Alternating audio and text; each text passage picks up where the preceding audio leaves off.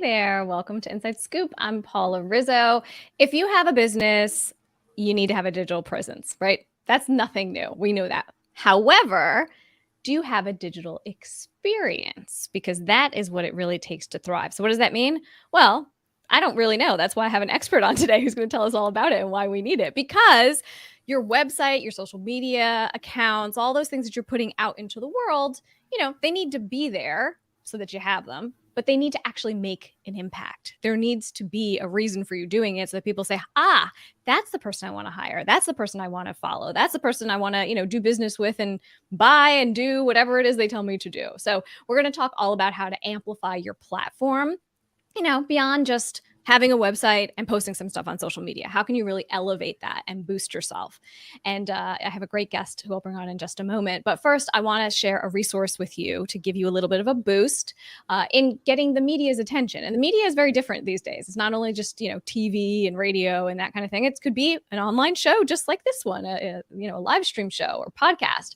So if you go to paularizzo.com/checklist, you'll get my checklist to become a go-to media expert. And you'll learn all about, how to pitch media, but also how to create your own videos that are really compelling and get people to choose you and to follow you. I'm also a LinkedIn learning instructor. And so I have a few courses all about lists. As many of you know, I am a rabid list maker. I have 2 books about list making. So I have a bunch of courses here on LinkedIn on how to set your boundaries, how to work in a remote or hybrid environment and be your most productive. You can check those out right on LinkedIn Learning, or if you go to paularizzo.com/LinkedIn, you can check those out as well. Look, I want to make sure that as many people who need to hear this show today hear it. So please, let's amplify the platform ourselves. If you want to share this, whatever platform you're on, just hit the share button so that your network hears all about this. Maybe they have a question about how to up their and amplify their presence. Or tag somebody, tag a friend below who you think might have a question or, might be able to contribute to this conversation. We're going to be chatting away and taking your questions towards the end of our conversation. But without further ado, I want to bring on my fabulous guest, Miss Brandy Bernowski. Hello. Hello. Welcome. Thank you for being here. Oh, thank you for inviting me to be here. I'm really excited. Of course. So Brandy and I have known each other we were just talking about 4 years. We met at a women's leadership event, and you are a digital strategist and a website developer. And you've worked with some very fabulous clients, including Brene Brown as a big one, just to name drop just a little for you right there. But so about this stuff inside and out. What are some of the mistakes or the missed opportunities that business owners are making when it comes to being online? Yeah. So one thing is that they're not really putting out anything into their website that actually starts to create an experience and relationship with people. That's one of the biggest things. They think that a website is really just a digital calling card. It's, if I don't want to give someone a business card because I don't want to have on me, I can give them my website URL and, Sure. It'll give them some basic info. And I think it is a huge missed opportunity of really being able to say, how do I continue the experience that someone has had with me in person online? Mm-hmm. Or if the online piece is their first experience with me, how do I invite them into more? So really thinking of it as an extension of who you are into almost another dimension, let's call it, the digital dimension we're going into. And we really need to think about how we align with that. And I don't think this is about, being inauthentic or not showcasing who we are, but really how do we bring ourselves into the digital sphere? So I want someone, when they're talking with me on a call, whether it's a sales call or I'm meeting them at an event, if they hit my website, they feel like they are meeting the same person again. Even within my company, which, I then drop the I language, start to use the we language. I think there's a lot of really good chance, opportunities there to really connect with someone. And we sometimes forget that's the purpose of things. The purpose of all of this online technology we have is to build relationships and make more connections, not necessarily just to throw information at people and hope that they figure out what to do with it. Yeah. And more important now than ever. I mean, now Yes. everybody realizes how important digital, Oh we've my been God, yes. doing this for so long, you building websites, me doing video and being, behind the scenes on all this. And it's like, we get it, we know, but now the whole rest of the world is like, oh, a digital presence. Oh, I should have a website. Oh, people don't know who I am unless I see them in person. So, how do you have that experience connect both the in-person person and then the digital person? But the idea of the experience, let's dig in on that a little bit, because I think that is where people obviously miss the mark, because it becomes, okay, here is like the business card version of me on a website. That's what it is. This is, a couple of bullet points of what I do, how to get in contact with me. And that's it. That's what a lot of people will do. So how do you build the experience? Like, what are some examples, or how can you actually do that? Yeah. So I think a lot of the experience comes through in language and in the images that you use. So there's nothing worse than going on like an online dating platform and like meeting, finding someone online and then meeting them in person. And like, you look at their dating profile photo, you look at them and you're like, how did really, so consistency from what they experience in person with you to online is one key piece of it with photos, or even like consistency of feeling. So even if it's not a photo of you, like what is that feeling that you bring to the table? And then how do you bring that online? But language is everything. How the way I speak, I really try to pull into the way I write for my website. Mm-hmm. And I know a good copywriter will do the same thing. So I see every interaction point as a little opportunity. So for example, like think about a contact form on the page. The intro to that form, the language you use on the fields, the way you ask questions, but even more after they hit submit, what kind of message do they get? Like, how do you bring your personality into that? And it's so simple. Like there's no complex technology that's needed to language in that way, and to kind of like bring some fun into it. Or, if you're a very serious person, just bring that level of guided expertise into it, so people feel like seen and heard during the process online. It's interesting because I think a lot of times, business owners will do this when it comes to their emails. Yes. They spend a lot of time crafting the emails and making sure that it sounds like them. And if they're doing a sales thing or a launch, it's like, oh, I want to make sure to give the full experience. Yet they don't necessarily do that on the website. They don't necessarily do that on Instagram. They look at it sort of as two different things. But I see this now, what you're saying. It's like, it matters everywhere that you put these things. Yeah, that consistency across platforms is everything too. Like that's when we start to question who we're working with, when we meet them in person versus online, on their website versus on Instagram versus on LinkedIn. And I think, I think we rely upon consistency as a measure of trust these days too. Mm-hmm. So it's one of those things that really helps build the relationship and to start establishing that trust, which is what they need in order to buy from you. Like people need to trust you in order to buy from you. So consistency is just one of those like little ways: visual consistency, language consistency, and how you show up. Like there's nothing worse too than if someone's like, follow me on TikTok, and then they never show up on TikTok. For what reason? Right. Yeah. It doesn't make any sense. Well, at bare minimum, if somebody's watching this, and if you have questions, if you're watching on the replay or you're watching live with us, please ask the questions below and we'll get to those. But if someone's watching this and says, okay, well, I don't have a website yet, let's just say, what is at bare minimum the things that they should do, or the questions they should ask themselves to start creating that content or the experience of what they want people to see? So I think that one of the most important things that we can do on a website is, yes, you're going to give your bio, you're going to tell people what you offer, you're going to give them a way to contact you. Those are like really key pieces. But I really think that when people land on the website, they should have some sort of emotive connection with you. So like you need to give them the message. What is it what's that thing? Like, why are you doing what you're doing? Like, what's the whole purpose of this? What's in it for them? Importantly, what is in it for them? Right. A lot of times people want to just describe their business, and be like, website development. Oh, I don't know what's in it for me, really. So actually creating some sort of messaging towards the top of your site that helps people understand what they really get, or what's that inspirational message you want them to leave with. Like that's something that's very core to me, that I'm making sure, when I write my website copy, and I'm working on NUSA copy right now, I'm like, what's that? If they only landed on my page and they only read the first 3 sentences and they left, what would they take away from this, you know? And how does that connect to the bigger picture of what I do and how I can help them, and how I can help them step into something more for themselves? Yeah, I mean, because that could be their only interaction with you, Yeah, right? It's it just could like be. that, right? Like they may have heard your name or saw you somewhere or saw, and then you're like, oh, let me check out the website. And it really, like you really only have that short window of time and, their energy to say, do I get this person? Does this person get me? Are they talking to me or are they just talking about themselves? Which is, what most websites are, I would say, Yes. a lot of people just say, here's who I am. This is my bio. This is what I do, rather than here's how I can help you, the customer, the client, the reader, whoever it is. Now, what about social media? Because, there's a million best practices on how often to post and what to do and whatever. But, at the higher level, what are the types of stories or the types of things that we should be posting on social media as business owners? So I think these can really vary. I think we love stories, and we love seeing people's stories of success.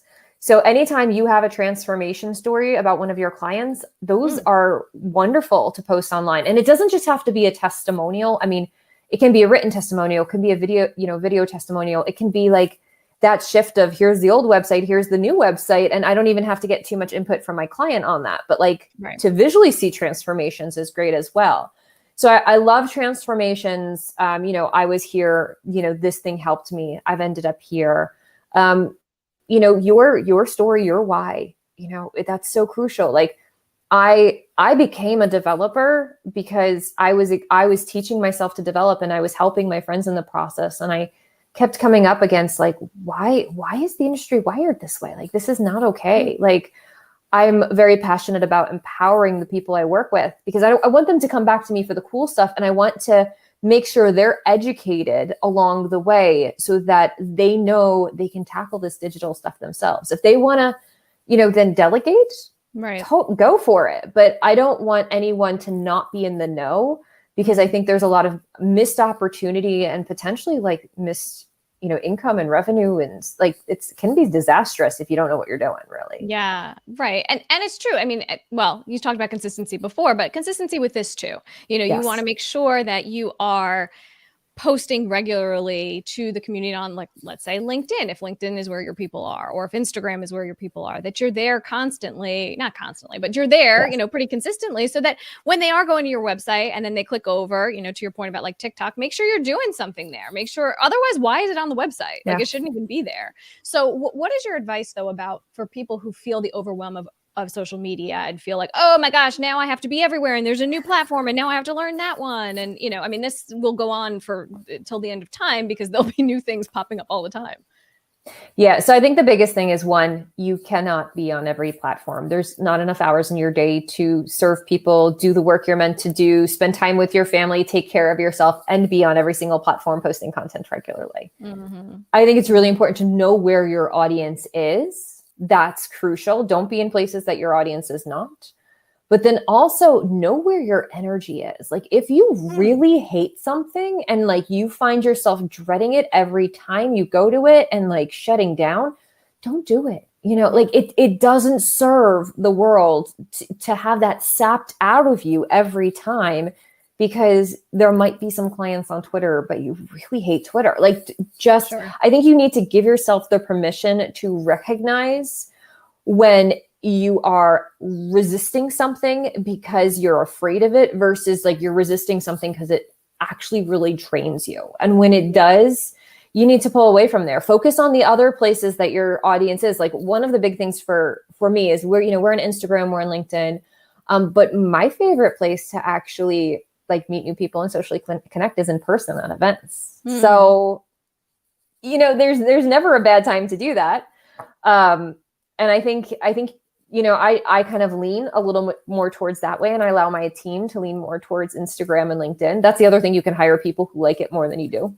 Totally. So, I was going to say, you could always throw some money at that if you need to, if that's the issue and you really feel like you need to be there, you might as well hire somebody, which I want to talk a little bit more in a second, like when it's time, and if anyone has questions on that too, please leave those in the chat boxes below. But I wanted to ask a little bit more about I just lost my train of thought. You had it up there. Allie, my producer in the background, you just had it up, whatever that was. That was what I was going to ask about. No, before that one. It was, yes, building relationships. There it is. Thank you. I wanted to ask about that. Like, how do you now build relationships online? Because I think for a while, I mean, people understand how social media works, but it would be a lot more yelling things out, right? Like Twitter, like you're tweeting it out. It's like, here, that's my idea. Bye. And then people just leave it there and don't really interact with other people or comment or see what happens or have any kind of like, let's take this conversation and then meet for a Zoom call or something like that. Like, how do you build those relationships from a digital first place? So I think there are a few different ways you can do this. And obviously one like great, very effective, long-lasting way is always by getting people on your mailing list and emailing them and inviting them in your emails to like email you back. You know, like that's rare, you know, like let's start a conversation, or, you know, let's take this conversation we've started to have by email and let's bring it to the social platform and have a conversation there with more people. I think that's really exciting. So creating those opportunities to make connections and like meet you in other places is really, really nice. But then I think it's good to look for those opportunities where you can make a direct, to connection with someone, email them in some way, get on a call with them and actually just start building a relationship. And I think one of the best ways you can build a relationship is just by asking people how you can support them in their journey. Like, I ask people that all the time, like, what's going on? Doesn't mean I'm going to necessarily like open every door for you. I may not have that ability, but at least if I can have some sort of sense of what you need, I might be able to make a connection for you. I may be able to give you advice. I don't know what it's going to be, but I sometimes, I like to invite the serendipity of the universe to connect someone with me if they need a resource that I have. It's like, being a person first. Yes. That we're people. We actually are human beings. We're not just like little digital pixels running around the interwebs the whole time. Exactly. You know, it's always fun to see, you know, I do on my email list, whichever one I'm talking to, you know, whether it be about productivity or about, media and video, whenever I do say, hey, you know, just shoot me back an email here and let me know what you think, or if you have a question or whatever. And people do, they're always very surprised that I reply back. And I think that is like lovely and also sad at the same time, because I think, people feel like, oh, I'll never be able to talk to this person or whatever. And it's like, I'm just a person just like you, I can reply back to my own emails. But it is nice to kind of invite and open yourself up in that way. And not everyone will do that. So the more you can be a real person, the better, for sure. And that is a good strategy for that. What about if someone is, overwhelmed by all of this, which of course there's too many platforms to keep track of on any given day. But when is it time to say, okay, well, I have learned about as much as I can learn about Twitter. It is now time to bring on a team or bring on someone who can help me. And what does that look like? What can it look like? What's your advice there? So, I mean, I tend to source from people I know because I want to hear about people's experience, like direct experiences with a provider. So usually I'll go to my network. Like, let's say I've done this for clients too, where I've been like, okay, I need someone who specializes in this thing. Yeah. And I'll ask my network, on Facebook, LinkedIn, who do you know? Who do you know that you can refer me to? Tell me a little bit about the experience. How do you know them? How are you connected to them? Like, give me some info so that I have some sort of idea of the expectation to set. So certainly for social media, I helped one client this year hire a social media specialist. And it was as a referral from another client who said, I've been having phenomenal success with this social media person. Like, if you need someone, she's the one to talk to. And they were just at that point where they weren't seeing results. They were kind of plateauing on their own results. And in order to free up the client to do her genius work, as opposed to being on social all the time, they needed someone who actually understood some more of the nuances and algorithms and kind of like tips and tricks to actually like scale them faster and actually get more out of all of the content they were putting out there. The client was putting out such good content, but it wasn't having nearly enough traction because it wasn't being repurposed. So that's when it really became an obvious like move for them. Like, they were at the point of like, we are plateaued with what we can do and we need to do something different and work with someone who can have more impact with what this is possible for us. And it's important to know what you're really good at and to know Yeah. what you're just not going to be really good at and be okay with that and say, you know what, I need an expert to bring in so that I can really focus my time on the things that I can only do in my business. And, you know, you all know what that exactly is. And so, you know, learning how to build a website might not be it. You know, I mean, the very first website I had, I built myself that I, you know, because that's what you do. That was 10, 15 years ago or whatever it was. And I tinkered with, you know, learning how to do it and messing things up and whatever. It's like, I don't want to do that now, but in the beginning, you know, you try things out and you do all of that. But this has been fabulous. And if anyone is watching the replay, you know, please do leave questions, comments below. We're happy to dive in there. I know Brianna is watching over on LinkedIn. She says, great question. I don't remember which question it was, but thank you. That's great. And Brandy, could you fill us in a little bit about your little freebie here, a 30-minute consultation. If people are interested in chatting with you, they can go to acmeandaim.com/contact. And so how do you work with people? So I always just like to start with people getting to know someone better. Like that's what it comes down to. And that's what this call is all about, is just let me ask you some questions and figure out where you need support. Sometimes people think they need a website first, and it's actually not the thing that they really need. Like they actually need something else first. So it allows me just to get to know someone, get to really analyze like what's going on, what are your goals? And then sometimes it's working with me for our website. Sometimes I start to refer out to other people if you actually really need to work with a photographer, a copywriter, or, you know, media specialist. Like there are so many different other paths that sometimes we tell ourselves we need the new website, but that's not really what we need. So just like it's 30 minutes that anyone can schedule with me to kind of like pick my brain, and happy to give people advice and recommendations and make sure that they get what they need, something that they can invest in, that'll have the return, not just something that you like kind of lose money on. So fantastic. I mean, and I love the fact that you are like transparent about that. Like it might not be the website. The thing I can do might not be the thing you need, which is really important. And, you know, you and I have shared clients through the years. Thank you for your referrals. And, you know, for me too, I've said, you know what, talk to Brandy. She's the one who knows this stuff, you know, inside and out. We have a question from Brianna, who's here on LinkedIn. She is asking for tips on a great About Me page. Oh gosh, so many different ways to do this. So let me tell you kind of one of my biggest tips is for the About Me page that is so often missed. And it goes beyond the story. Like you should be telling your story on the About Me page. But where are you leading people? Like we forget that. Like we write About Me pages and then we get to the end of our stories and it's just done. Mm-hmm. And you should be leading people when they get to the end of the About Me page. Where do you want them to go on your site? Or what do you want them to do? Like if you've got a book, do you want them to read it, you know, buy it? If you have a video for them to watch, is that the next step? If you want them to, you know, investigate your services and contact you, don't just end it and hope that someone's inspired enough to figure out what action to take with you.